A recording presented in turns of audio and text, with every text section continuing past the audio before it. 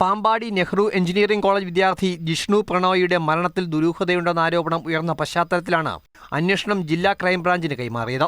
അന്വേഷണ ചുമതല തൃശൂർ ജില്ലാ ക്രൈംബ്രാഞ്ച് ഡിവൈഎസ്പിക്ക് കൈമാറിയതായാണ് Thrissur range IG MR Ajith Kumar പുറപ്പെടുവിച്ച ഉത്തരവിലുള്ളത്. ബിജു കെ സ്റ്റീഫനാണ് നിലവിൽ ജില്ലാ ക്രൈംബ്രാഞ്ച് ഡിവൈഎസ്പി. അനധികൃത സ്വത്ത് സമ്പാദന കേസിൽ സസ്പെൻഷനിലായിരുന്നു ഇദ്ദേഹം. പുതിയ അന്വേഷണ ഉദ്യോഗസ്ഥർ ഉടൻ കോളേജിലെത്തി അന്വേഷണം ആരംഭിക്കും. ഈ അന്വേഷണത്തിന് ശേഷമായിരിക്കും DGPക്ക് റിപ്പോർട്ട് കൈമാറുക. അതിനിടെ ജിഷ്ണു പ്രണോയ് ആത്മഹത്യ ചെയ്ത സംഭവത്തിൽ 2 ദിവസത്തിനകം റിപ്പോർട്ട് സമർപ്പിക്കുമെന്ന് സാങ്കേതിക സർവകലാശാല ഉന്നത സംഘം അറിയിച്ചു. റിപ്പോർട്ട് ഞങ്ങൾ ഇനി കിട്ടാനുള്ള അദ്ദേഹത്തിൻ്റെ വെർഷൻ കൂടെ കേൾക്കണം. അത് കേട്ട് ഞങ്ങൾ